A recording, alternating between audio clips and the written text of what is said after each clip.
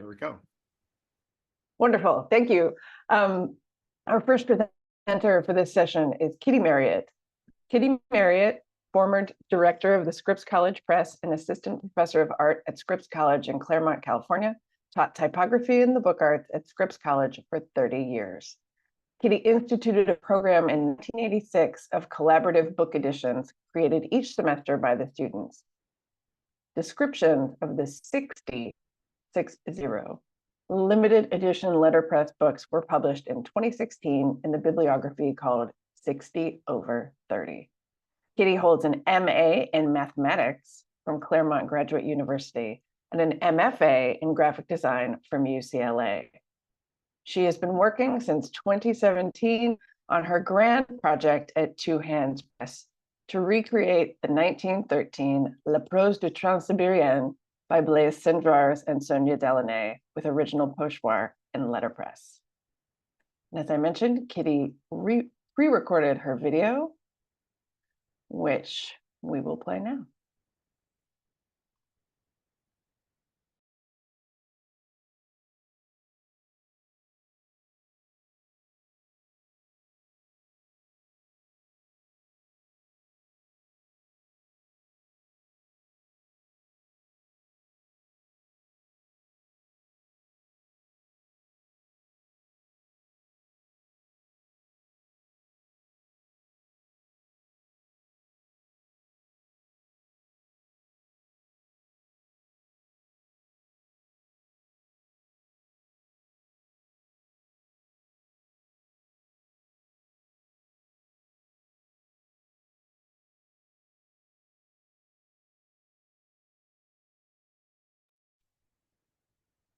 Fernando, we're not getting any audio from this, FYI. So you might have to stop sharing and then reshare and make sure that your share audio is selected.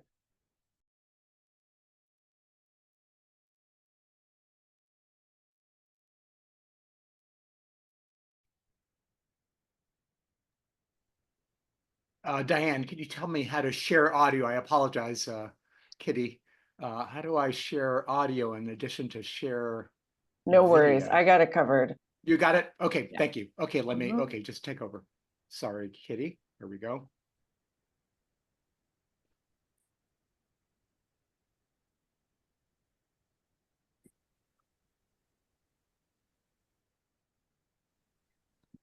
Today, I'll be comparing the sophisticated processes of pochoir and collotype in France to katagami and silkscreen in Japan. Because each process involves considerable handwork to produce multiples, I've titled my talk Slow Printing. In France, the stencil or pochoir is historically zinc, brass, or aluminum, while the Japanese stencil or katagami is made of paper, which is impregnated with persimmon juice and smoked for several days, making it waterproof. The process of stenciling is called katazome.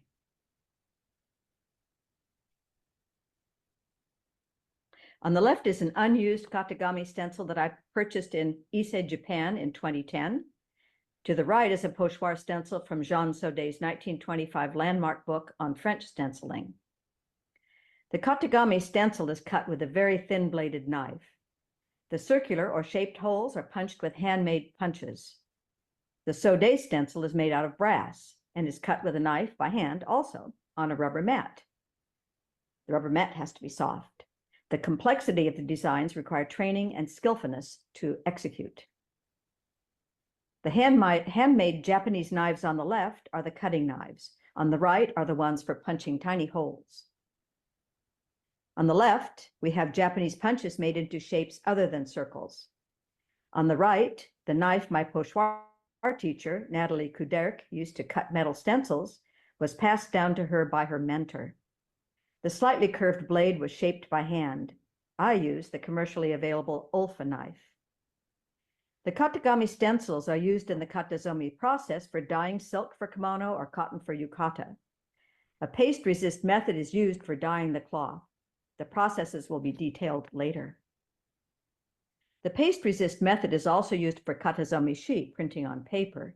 This process requires the use of soybean juice called gojiu to impregnate the paper. and it is added to the coloring agents. In both methods, an artist must create a drawing, a painting, or a print that the stencil maker will attempt to recreate with a number of stencils. The pochoir from Atelier Coloris in Pau-Baslenec, France, was commissioned by a museum to recreate the Toulouse-Lautrec painting of 1896 in an edition of 100 copies for sale by the museum. This is an example of the influence of Japanisme on a painter. In Japanese prints, the image of a woman bathing was a popular subject. Nathalie Couderc required a total of 32 pochoir plates to capture the multicolored strokes in the Toulouse-Lautrec's painting. The artist Georges Lepape painted a watercolor sketch in 1912 that was later translated by Pochoir for Les Amateurs d'Estampes. The figures are looking at an art print. In our next section, we'll give an overview of the katazomi process, which led to silkscreen. After an artist has created a pattern, the stencil cutter will use various knives or punches to prepare the katagami for use. The very thin knife allows for delicate parallel lines to be cut. The thin curved knife is thrust cut through a hole underneath the katagami and pushed forward against the pattern. 4 styles of cutting katagami developed. The oldest is the twisting tool to make holes, the thrust cut method that I just mentioned, and punching shapes and cutting directly with the knife. The katagami is positioned on the silk to be dyed, and the paste is pushed over the stencil, which, when dry, resists the color in the part covered when the full length is dyed. The fabric is clamped in 22-foot lengths and dried in the rafters above. Another method uses a cloth bag to squeeze out paste to cover a previously dyed image. After the silk has been dyed several times, sometimes small areas are painted directly with dye. Note the bamboo hoops which hold the silk taut for the painting. After the paste is dry, the cloth is dyed and the paste is therefore washed out. The fabric is later steamed to set the dye. Now, when printing on paper, the katagami stencil is placed over the paper and a flat brush of various sizes is brushed over the stencil. Notice how the books in the lower right-hand corner have lots of paintings on them. While conserving a standing folding screen, a Kyoto scroll maker discovered about 100 katagami that were reused for stiffening the screen, rather like the reuse of vellum manuscript pages in medieval bookbindings. He gave my calligraphy teacher and me several katagami to our amazement and delight. With such delicate patterns, silk threads were attached with lacquer to the spirals and woven in and out of the branches to hold the parts together during use. In this 20th century example, a silk mesh was varnished onto the reverse side of the stencil. The paste resist would be pushed through the screen of silk mesh onto the fabric. Hence, the term silk screening was used to describe the Japanese process. An Englishman named Samuel Simon further developed the Japanese methods by stretching the silk over a frame. He painted his process in 1907 and used a brush to push the paste through the screen for dyeing cloth. The process was refined by John Pillsworth in America for multicolored screens in 1914 and eventually led to the use of a squeegee for pushing in the paste. The first use of such screens was for dyeing cloth. Note the parallel to the Japanese method of moving the stencil along the length of the cloth. In the 30s and 40s, artists in America were employed by the WPA to design posters that were silkscreened. And of course, we know how Andy Warhol made extensive use of silkscreens for his prints of famous people and banal items like soup cans. Now, we will give an overview of the French stencil processes. Stencils were used in both Japan and France throughout their history, whenever multiple images needed to be printed, as in all countries. An inflection point occurred in 1796 in Épinal, France, when Jean-Paul Pellerin developed the methods to colorize woodcuts with stencils. Later, at Imagerie d'Épinal, they used stereotypes and lithography to print images for coloring. Lithographic stones were collected over the years and are still used to this day at the Épinal factory. In 1896, the pocheur above here is using an enormous brush to color a printed image through a zinc stencil. Note the row of brushes in the right-hand corner in the current photo of the factory.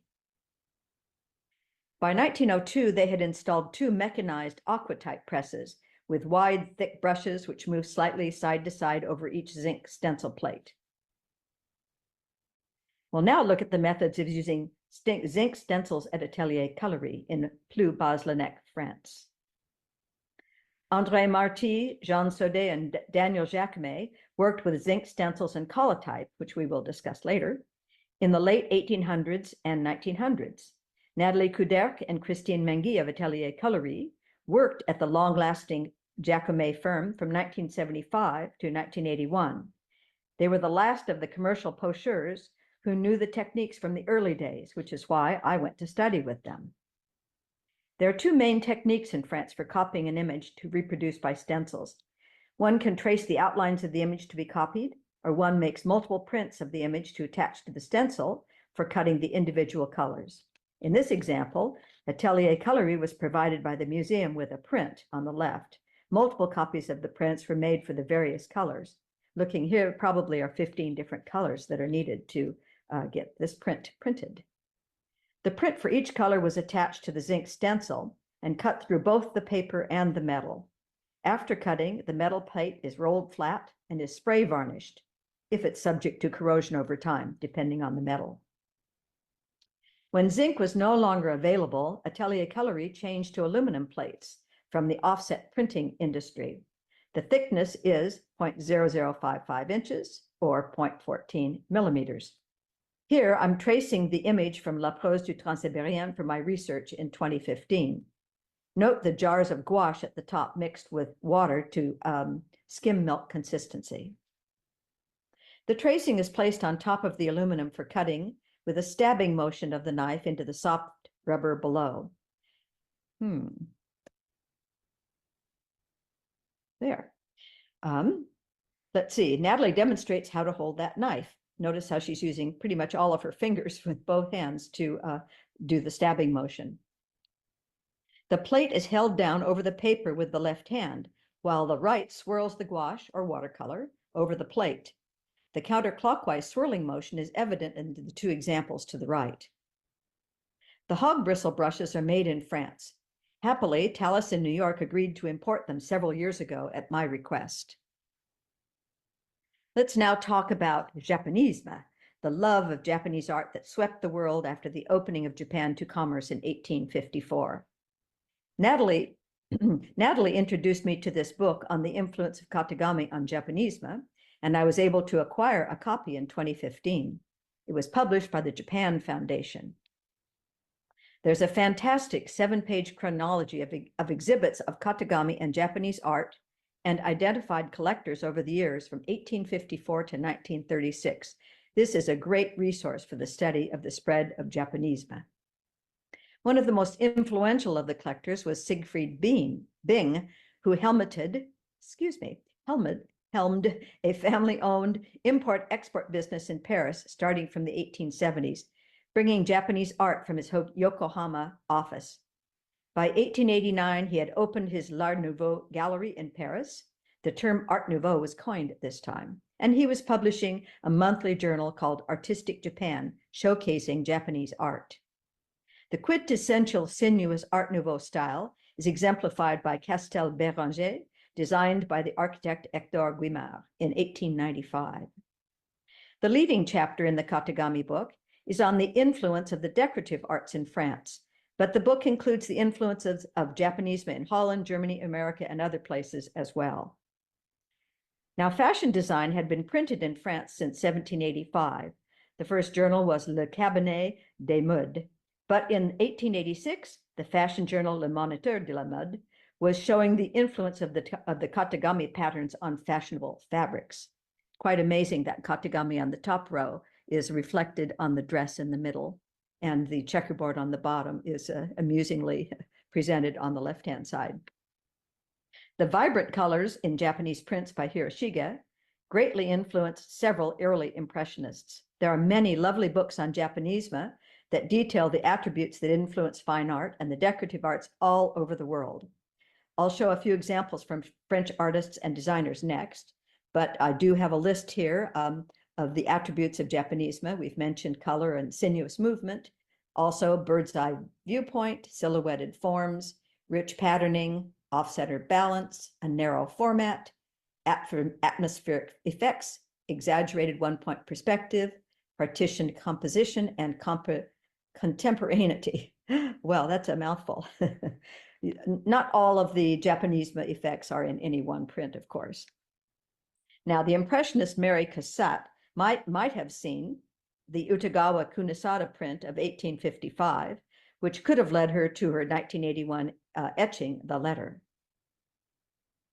Felix Balaton's woodcut from 1896 looked to a Katagami pattern, and the Georges Seurat pointillism painting on the right seems to have been influenced by Hokusai's print of Hakone in 1832. Also, there were publications of patterns printed by Pochoir for the textile and interior design industry by Maurice Pilard Verneuil, an artist and designer. He published 2 books of designs, one in 1898, another in 1925. In the one on the right, the Pochoir was done by Jean Saudet. In 1909, a remarkable book of 100 Katagami designs was published by Théodore Lambert in Paris. This book includes an example of a pattern where the circles inside the squares had to be sewn to the squares by silk, otherwise they wouldn't be there. Now we will examine the use of a key block system for Pochoir prints, leading to collotype. This is an example of a woodcut using a key block system, where the first print is in black and the subsequent colors key into, in other words, register to the first block printed. But first, I'm going to show you some pochoirs that did not need a key block.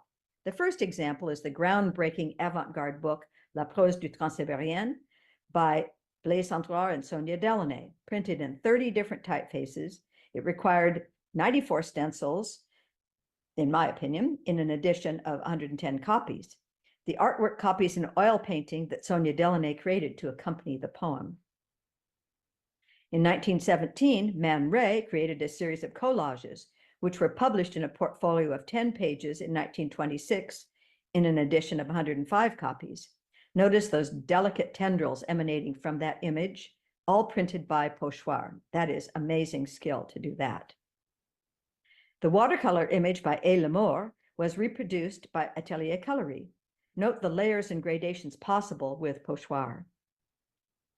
The famous Jazz by Henri Métis was reproduced by Pochoir in 1947 in these large double-page spreads. Many have mistaken these images as being printed by silkscreen for their opaque and vibrant color. Matisse insisted on using Pochoir to publish his book to retain the vibrancy and texture of the gouache. Now, Cortège at the bottom was printed by Pochoir 12 years later, in 1959, by the poet Pierre Lecuyer, with cut paper images by André Lansky, also in a double-page format. In this example, however, there is a sort of a key block. The extensive black backgrounds were printed before the Pochoirs were added. The clue is the offsetting of the oil shown in the black ink. Now we'll take a look at the key blocks that we do need for Pochoir. Remember this image from the Lambert book. The circle at the interior of the square needs to be attached by silk to the square. These are called the bridges. Let's consider shapes that need bridges, or if not cutting bridges or using silk threads, then using 2 stencils to make the shape with an interior. Notice how the black fruit shape, see if I can show right here, is cut into 2 stencils, as are the blue shapes there and there. You can almost see the little break right here and here. So the one stencil is this part here, and the second stencil completes the image there. So all of those little patterns over here and here and here had to be cut in 2 stencils. Now, on to key blocks. There's a reason why I'm showing that, which will come out in just a moment. This Georges Lepape illustration was printed in Pochoir in 1912 for the fashion journal Gazette du Bon Temps. Upon inspection, one can find 17 different colors used. Now consider the grapes in the dark blue at the left and the concentric circles in red at the right. Since there is no evidence of 2 stencils making up the circles, then they must have had been printed as key blocks. Therefore, The 2 key blocks were printed first, and then 15 more stencils are needed to complete the colorization. All that for just 1 page of the journal of many pages. This is another amazing feat. In fact, so much of the pochoir is amazing. This page is typical of an illustration drawn by an artist, printed by lithography, and then colors added by pochoir, printed in brown in this example. Note the excellent simulation of the original brushstrokes, right in these areas here, all done by cutting pochoir plates. Now, Atelier Coloris printed this recreation of a painting by a Brittany artist, Maryatt, because, of course, they live in Brittany. When we look carefully at these brushstrokes, it seems that it would be difficult to replicate these more complicated brushy movements by pochoir. 2 or more colors were surely printed first to capture some of that freedom before the pochoir was added. When an image was to be reproduced was more photographic and needed tonal gradations, then the key blocks would have been printed by colotype, which is called phototypie in France. But tonal gradations were not a requirement for using colotype, because once you have the machines, you can print any kind of image. Alphonse Louis Poitevin invented in 1855 a less costly method of using a gelatin coating for reproducing photographs than the costly silver and palladium coatings. He first used the coating on a lithographic stone, but later printers changed to a glass plate, as you can see on this flatbed press. The process uses a continuous tone negative placed over a thin photosensitive gelatin layer on glass, which reticulates and hardens when exposed to UV light. So on the right over here, these little worm-like shapes will give you the clue that that's done by Colotype. The great pochoir workshops of André Marty, Jean Saudet, and Daniel Jacomet all had colotype presses to print key blocks first when the image to be copied required it. Here's the Jacomet building with the pochoir workshop on the first floor with all the windows, and then on the second floor, all the presses. I'll end with 2 examples of pochoir printed with the colotype process and colored by pochoir. This painting by Cezanne was produced in the Daniel Jacomet workshop, and the key block was printed in black. All of the other colors are printed by stencils. The Picasso print was also printed with a key block in black. So that's the end. Thank you very much for joining me in this whirlwind tour of slow printing by stencils.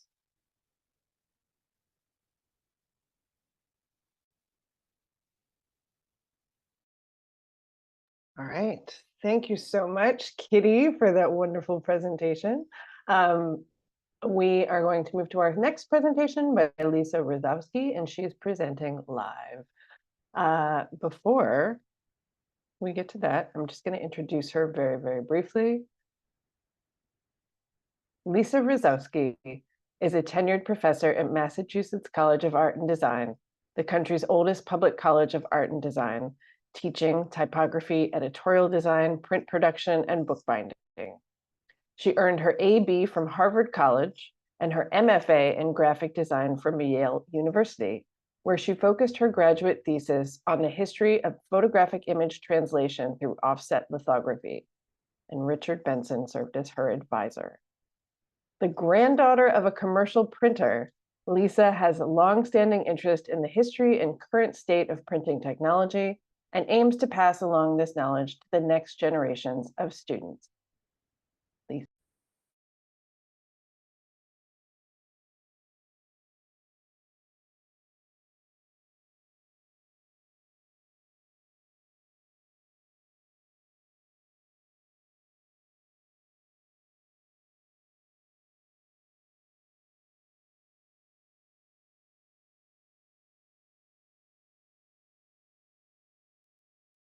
Okay, now everybody can hear me. Thank you. All right. Yes, we good? All right. So before I start, I want to say that part of the impetus for my interest in this topic comes from the fact that my father was born in France and was a hidden child. So his parents were taken away when he was a child. He was put into hiding. He lost about half of his family during the war. So that's always been in background for my own interest in France and in what went on during the Holocaust and during the occupation. So I do a lot of reading about it. In 2019, I came across this book, A Good Place to Hide, and came across this reference to an 18-year-old French Jew named Oscar Rosowsky. He shared my last name. Usually, my father says if there's a Rosowsky out there, we're related somehow. Part of the mystery was I in fact related to this guy, but we'll find out more. So Oscar was a teenager. His dream was to become a doctor, but because in occupied France, Jews were not allowed to go to school, he was unable to attend medical school. So instead, he trained as a typewriter repairman to make some money. After his father was arrested and deported, Oscar used his skills that he had learned as a typewriter repairman to falsify documents for his mother and himself to try to flee to safe Switzerland.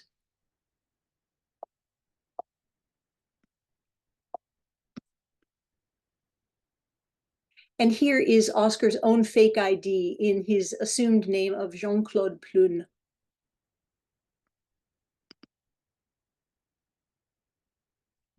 Oscar and his mother were unable to travel further than a town called Le Chambon-sur-Lignon in what is known as the Plateau region of France. The Swiss borders to the east were no longer open, although they had been permeable some time before.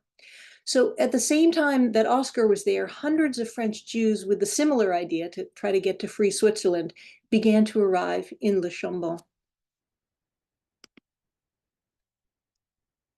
They were incredibly lucky in their choice because the residents of Le Chambon were French Huguenots. These were Protestants in an overwhelmingly Catholic country, and they knew well what it was like to be persecuted for their religious beliefs.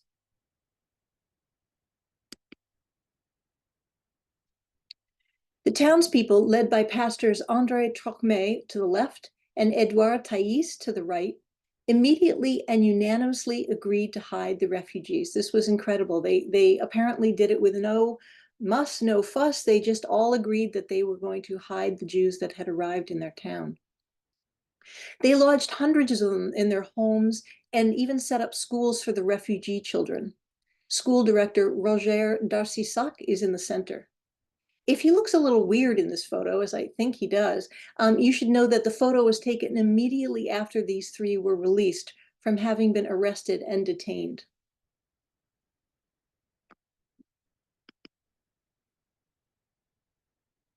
To stay safe, the hidden residents of Le Chambon would need false papers.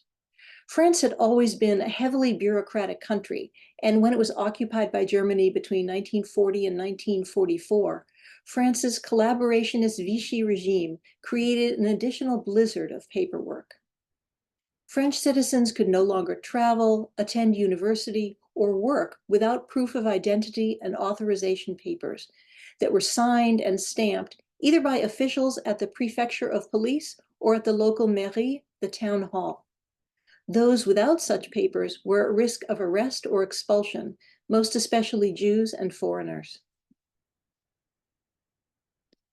So Oscar, with what he had learned as a repairman of typewriters and other small printers, along with a small group of would-be forgers, set up a workshop in the barn of an isolated farmhouse, which I was able to see during a visit to Le Chambon last summer.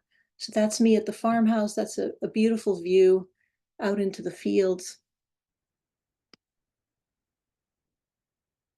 And this was the barn where thousands of documents were forged during the war. It was unheated, so the forgers were glad to have the company of cows behind a shared wall, as the animals' body heat helped to keep the forgers warm in the winter.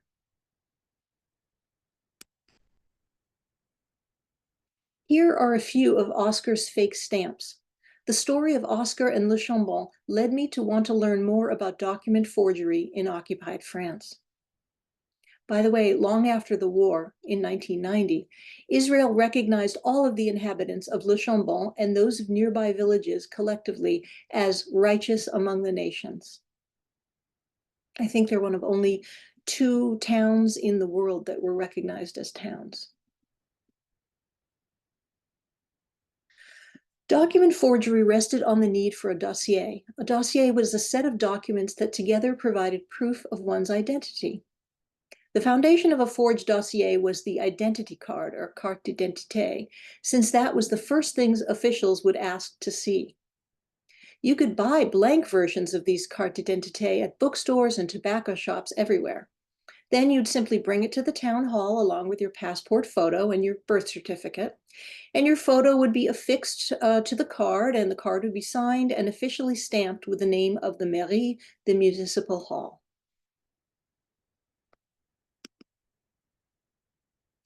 If by chance you happen to bring in a fake birth certificate, but a genuine passport photo that looked like you with one of these blanks, well, you could emerge with a real identity card. But you could also forge a carte d'identité by starting with a stolen original, removing the photo and stamp, replacing both, and forging a new signature. Some of this was extremely difficult to do, as we'll find out, but the stamped seals that crossed over the mounted photos, the embossed seals sometimes too, were a special challenge to forge.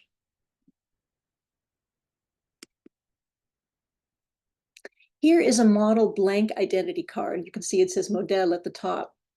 It's stamped and dated. Sympathetic town clerks risk their own jobs and sometimes even their lives by slipping resistance forgers genuine documents like this to be used as models for forgeries. And then the secretaries or the clerks would simply claim that they had been stolen.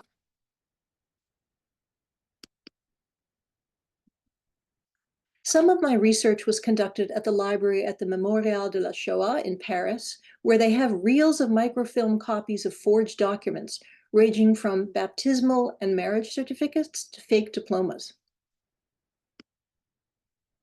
along with pages and pages and pages of stamped seals and signatures from different town halls and police prefectures all over France. Forgers would photo engrave copies of these prints and make new rubber stamps. In the early days of document forgery, forgers would trace these using pencil and tracing paper, and then transfer the drawings onto linoleum or wood and engrave them by hand. Another place I was able to research and actually touch originals rather than just microfilm was the off-site archive of the United States Holocaust Memorial Museum, which happens to be in nearby Maryland. Here is a linoleum cut that copies a town hall stamp. Linoleum, like so many products, was scarce during the war. So forgers rode the trains at night and cut pieces of the linoleum from the floors of the train cars to use for forged stamps. I thought that was a wonderful detail to learn. One 21-year-old forger, Daniel Samuel, said, "I would cut the linoleum only from under the seats, out of respect."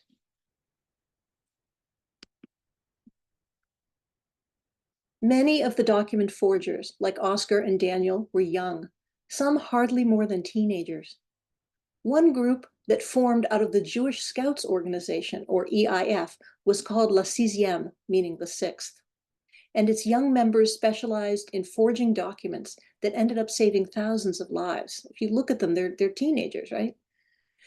During the war, more than 150 members of the EIF died, and most of those who lost their lives belonged to La Sixième.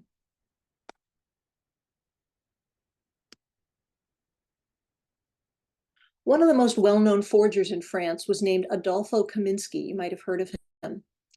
As a young man, Kaminsky was trained as a fabric dyer, and he was kind of obsessed by chemistry, and he became fascinated in particular by color chemistry, eventually apprenticing himself at a butter factory with a chemist. He found chemistry mentors wherever he could.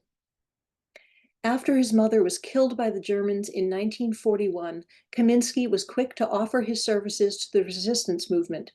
He was 17 years old. At the time, document forgers had a problem. They couldn't figure out how to remove Waterman's blue ink. Now, Waterman's blue ink was the ink most commonly used for signatures at the time on official documents because it had a reputation of being impossible to remove, so it was sort of considered forgery proof. Waterman's ink, although it was named for the American Waterman who invented it, was manufactured in France. And it used methylene blue as its colorant. And as I said, it was notoriously difficult to remove from paper. But because Kaminsky had worked with a dairy chemist, he knew something that other chemists didn't know, which was that methylene blue was soluble in lactic acid. And of course, lactic acid is the acid that's present in cream and milk. So at the time, what they would do to test the purity of the cream that was delivered by the farmers to make sure that it wasn't being watered down in wartime, was they would use methylene blue to test the amount of lactic acid. And based on how quickly it could neutralize the blue, that was how much sort of, fat was in the cream. So that was an interesting thing that he knew. And he communicated that to the resistance foragers who he ran into kind of by accident. They said, hey, you're a color chemist. Do you know by any chance how to get rid of methylene blue? And he said, yeah, just lactic acid. So that was a huge win for the resistance foragers. And they immediately pressed Kaminsky into service with them. So he began to work on solving problems and forging documents. So great was the need for resistance documents that Kaminsky often worked through the night, at one point he said, passing out from lack of sleep. Stay awake, he recalled after the war about this period in his life. Stay awake as long as possible. Struggle against sleep. The calculation is easy.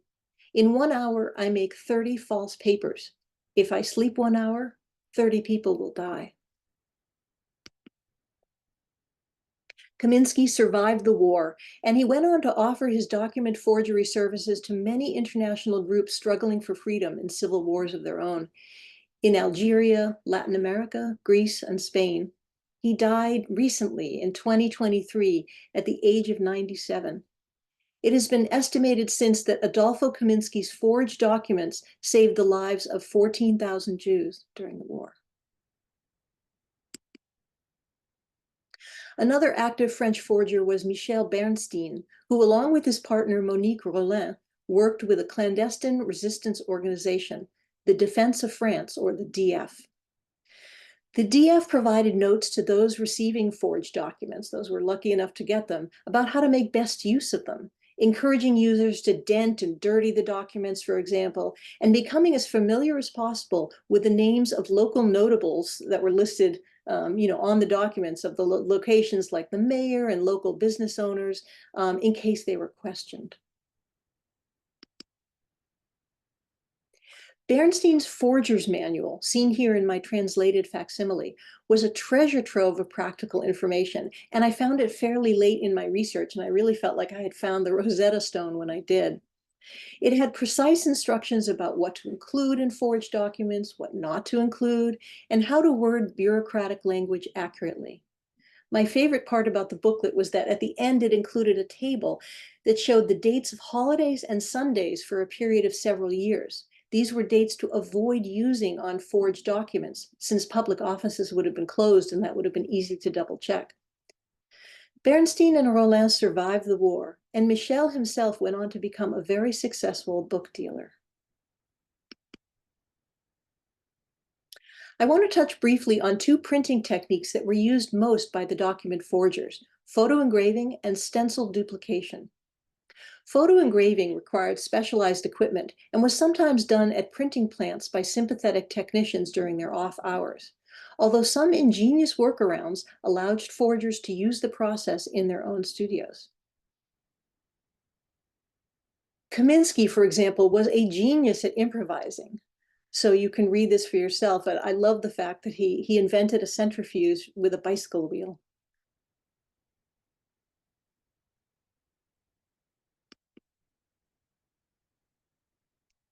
Using these homemade photo engravings, Kaminsky could then make his own rubber stamps. So he would make a negative, then a relief photo engraving, and then he used a vulcanizer, which apparently was also used to repair bicycle inner tubes. And if it was too big for that, he would use his clothes iron. He also mentioned, using as rubbing down things with the stem of a pipe that he always carried, but he was quick to tell people that he actually didn't smoke. He just carried the pipe for forgery reasons. Photo engraving was fine for rubber stamps, but certainly not efficient for larger or more text-heavy documents. So forgers made use of the Roneo, a machine that was not only inexpensive, but was available in every well-stocked stationery shop of the time. The name Roneo is a portmanteau word of rotary neostyle, a rotary stencil duplicator that was manufactured by the US-based Neostyle Company starting in 1899. Although in the United States other brands were more popular, the Roneo was king of the stencil duplicators in France. And just side note, I happened to be meeting with a woman from France yesterday and mentioned this book, in this research on the Roneo, and she said, oh yes, we don't use them anymore, but we still call them Roneos, whereas in the States we call them mimeographs. The rotary stencil duplicator, or as I said, mimeograph, was by the 1940s the cutting-edge technology of document reproduction found in most schools and offices. It used a special coated stencil sheet bound at the top to a heavier card. This assembly could be fed through a typewriter, which was set on stencil mode. In other words, you'd lift the ribbon and then the key strikes would strike the stencil directly and make tiny holes. The stencil was then removed from its backing, mounted on an ink-filled cylinder in the Roneo, and with each rotation of the cylinder, the blank paper was pressed against it, and ink would be forced through those holes to make the print.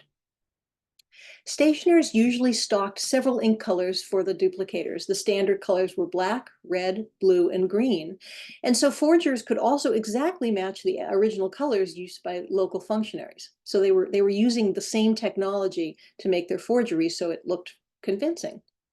Roneo stencils could also be drawn on by hand. Since many documents at the time, such as demobilization papers, had been created on Roneo machines originally, they were fairly easy to forge using the same process. And if they came out a little sloppy looking like this one, they looked only more authentic.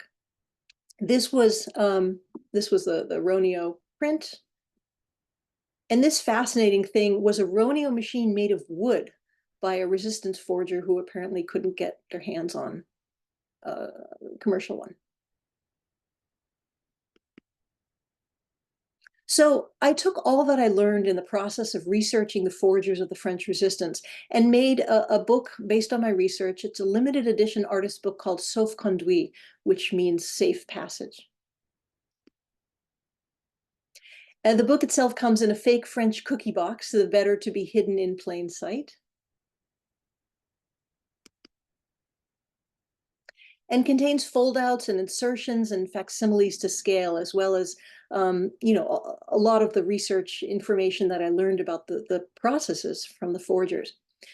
This, for example, is a foldout of facsimiles of the personal fake documents of a man named Tony Grin, who went by several other names and was a successful French forger. So this contains, probably this on the front and on the back, half a dozen of his own fake documents, as well as a wonderful handwritten list that he kept of all the fake names he used for the forgeries he made for others, so he wouldn't accidentally reuse a name. Grin did survive the war and eventually ended up in Israel. The entire book was printed using a Rizzo printer, which I chose because this method of printing also uses ink pushed through stencils, and therefore I consider it kind of the natural heir to the Roneo, and it seemed only fitting to use this for this book. Here's another spread from the book with another foldout showing some of the photo engravings and some of the stencils. Sorry, some of the rubber stamps. And it's full of my own Rizzo prints based on some of the microfilm images. And here's another one with images I found fairly late in my research process of the forgers at work, which was really incredible to find out. It shows some of their working spaces, and also on the back there are photos of a little portable forgery workshop that came in a suitcase, which I loved. And in the back cover of the book is a custom linoleum stamp that can be removed and even printed if you want to. Over these past 5 years, I've learned so much of the work of these resistance forgers, not only about their inventive printing processes, but also the tremendous risks they took to allow others to cross borders safely. And it has been my honor to share their story with you today. I welcome any questions that you have. Thank you very much.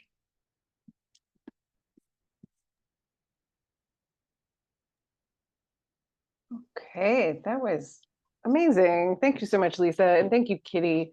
We are going to open it up for questions now. And while I do some things. Yay. I think everyone's kind of waking up on a Saturday, or getting ready for bed on a Saturday, depending on your time zone. So I'm going to remind everyone you can ask questions of our panelists by raising your hand, and then you may speak your question to them out loud, or adding a question to the Q&A, or adding a question to the chat. I love how this presentation brought together stenciling ultimately from all over the world, but also different time periods. And it just made me think about, will there be a history of late 20th century fake IDs and passports? I'm sure someone might be working on that. I don't know. And also just how these techniques kind of, I'm teaching a student right now in early book history, and she's very interested in the global aspect of it. And so like to hear Kitty talk about pochoir and then katagami, it's just like, it's a wonderful way to talk about the universality of this book art that we love so much. So thank you for that. You know, into your first point, Diane, I was thinking that in some ways today, the forgeries that they did in the 40s would just not be possible. Technology has advanced, but so has the technology to prevent forgery, things like, you know, holographs and things like that. But they, fortunately for them, they lived in a time of history where they were able to reproduce what they needed to convincingly. Right. Yeah, it's just amazing. Yes, we have a comment in the chat from someone who says, it just reinforces how amazing to see these stories and making so many connections in my brain now with this history and technical information. Absolutely. I will add on a personal note that I loved seeing the detail of the knife for the pochoir that Kitty's, which one was it of the two? Was it Natalie? That had been passed down to her. That was just like stupendous. And of course, it takes a rock star like Kitty Maryatt to convince Alice to start studying pochoir brushes. But I think even more exciting is seeing those Japanese knives, which a photograph cannot do justice to how thin those things are, because they're very non-stiff, you know, because they're going to be cutting through paper instead of through metal. So to see the punches, and then the punches that are handmade, to hand make a punch, you have to take a piece of steel and then you have to bend it into whatever shape, whether it's a, you know, a little rectangle or a circle, forging it basically, and then stuffing it into your handle.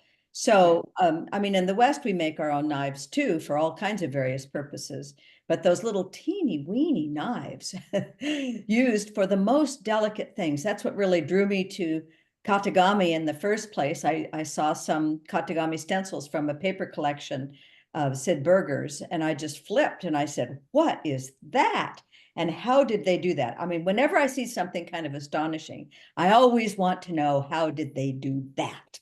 You know, it seems like impossible for a human being to do. So, you know, the punches are more understandable to do because you basically hold your punch in your hand and you push down like this multiple times with the punch. But carving those little tiny marks in paper with the katagami knives, but even more interesting is the carving into metal with a knife that's hard and unbendable, to punch through a piece of metal. Now, the metal can't be too thick, otherwise you can't get through it. And you certainly don't draw it like you would cutting a piece of paper with a knife, drawing it towards you. So cutting the metal was all, when I first encountered pochoir long ago, I didn't actually realize that they did the cutting in metal in France. I thought it was, when I was taught in 88 or so, we used plastic like everybody uses today, you know, just you can cut that with an X-Acto knife. But the problem is that in all stencils, in all countries, if you use a liquid medium, it's going to go underneath the stencil and make messes. And so I went all the way to France to find out that you use a bacon fat or some kind of grease, to put on the back side of the stencil, because oil and water don't mix. So as long as you have something oily on one side, and then it won't slide down quite as quickly. Now the question always is, asked, well, won't the oil get on the other side of the paper when you lay the stencil down? And of course it would if you make it too thick, and therefore you put a very thin coating on that. So that was one of the most valuable things that I learned when I went to study at Atelier Caloris, that there was a way to prevent the majority of the sliding under of the liquid, because it's really liquidy. When I learned again in '88 or so to do French style stenciling, we used a dry brush. So you'd mix up your gouache and you'd dip your brush into the gouache, and then you'd put a cloth beside yourself, and then knock it all off so that now it's dry, because otherwise it'll go underneath. So all those years, that's what I thought how it was done. And so to finally find Atelier Caloris, and I think it was 2014, I finally found the last people in the entirety of France who actually was doing it commercially, who had worked with Jacquemet. So they knew how to use the metal and how to cut the metal and how to manage it. So for me, that was that just made a turning point in actually working on my project. We do have questions now from our wonderful participants in the chat, so we'll get to those. I'll come back to a question about Jacquemet later. The first is from Carrie Valenzuela, and she asks, Kitty, do you have info on reproduction techniques of early printing in Central and South America? Well, reproductions by stencil in South America, gosh, I have seen some Spanish ones. Let me try and pull out from the memory banks. I think that there were Spanish stenciling done like in the 18th century with individual letters, because calligraphy had not continued as a practice for reproducing, making multiples, and therefore there weren't that many calligraphers around, and therefore they cut stencils for the individual letters and stenciled the entire book with stenciling. And I think I remember that Megan Constantiniou of the Grolier Club, formerly of the Grolier Club, librarian,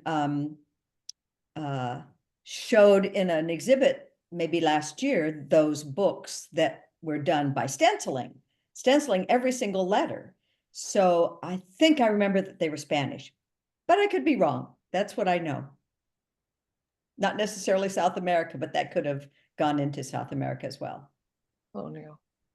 Okay, great. Thanks, Kitty. For Lisa, we have a question from Molly Schwartzberg, Houghton Library, or at Harvard at least. Sorry, Molly. Lisa, were there new anti-forgery techniques developed by the Vichy government at various points during the war to counter the rise of counterfeiting? That's a great question. I think it was the most active period was really like about 4 years, and I think it was a cat and mouse between the forgers and the officials. My discovery of the manual forgers kind of addressed some of the problems that they were seeing. For example, one thing I learned was that if even the type of photograph that was used for like the gosh, what's the little passport photo? That some of them were profiles and some of them were face on, but that itself was a clue too, because only foreign-born people were supposed to have the profile. So if you had a mismatch between the name and the photo, that was kind of a tell for officials that there was something wrong with this particular document. So that was like one example that I learned. And then just kind of the bureaucratic language, and again, that was in the the forger's manual. Just how to word things was very, very specific. Not to give too much information, but to give exactly the kind of information, even to the, like, there was a kind of a language of how things were signed and by which kind of sub, prefector kind of thing. So you had to understand all of that to make a convincing forgery. So. Great, thank you. We have another question for Kitty from Jesse Erickson. Hi, Jesse. Hi, Jesse. He says, great presentations. I was wondering, to what degree were Japanese artists and printmakers involved in the creation / spread of Art Nouveau and its impact in Japan itself? Was there a broad awareness of the global impact within Japan?